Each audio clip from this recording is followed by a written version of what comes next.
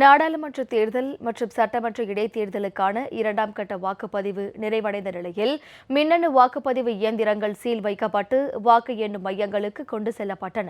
தென்சென்னை தொகுதியில் வாக்குப்பதிவு நிறைவு பெற்று மின்னணு வாக்குப்பதிவு இயந்திரங்கள் சீல் வைக்கப்பட்டன. பின்னர் அவை வாக்கு எண்ணும் மையமான அண்ணா பல்கலைக்கழகத்திற்கு கொண்டு செல்லப்பட்டன.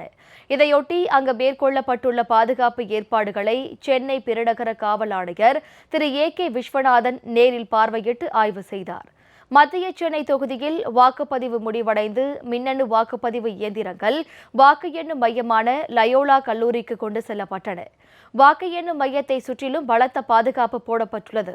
இதேபோல் வடசென்னை மற்றும் பெரம்பூர் தொகுதிக்கான மின்னணு வாக்குப்பதிவு இயந்திரங்கள் சீலிடப்பட்டு ராணிமேரி அரசு கலைக்கல்லூரிக்கு கொண்டு செல்லப்பட்டன.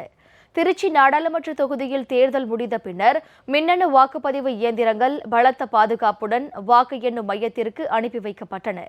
ஸ்ரீரங்கம், திருச்சி கிழக்கு, திருச்சி மேற்கு, திருவெரும்பூர், புதுக்கோட்டை மற்றும் கந்தர்வக்கோட்டையில் உள்ள 1660 வாக்கு மையங்களிலிருந்தும் வாக்கு இயந்திரங்கள் சீல் வைக்கப்பட்டு துப்பாக்கி ஏந்திய போலீஸ் பாதுகாப்புடன் வாக்கு எண்ணும் மையமான பஞ்சப்பூர் அருகேயுள்ள சாரநாதன் பொறியியல் கல்லூரிக்கு கொண்டு செல்லப்பட்டது.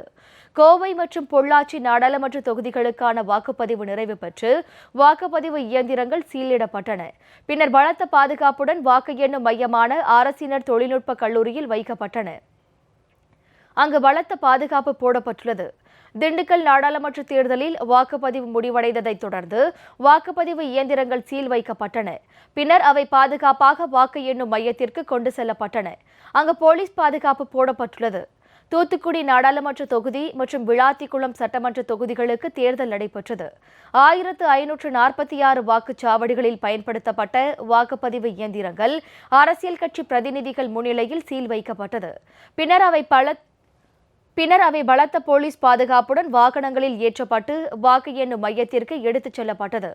இதேபோல் விழுப்புரம், நெல்லை, நாமக்கல், நாகை, உதகை, வேலூர் உள்ளிட்ட இடங்களில் மின்னணு வாக்குப்பதிவு இயந்திரங்கள் சீல் வைக்கப்பட்டு வாக்கு எண்ணும் மையங்களுக்கு கொண்டு செல்லப்பட்டன.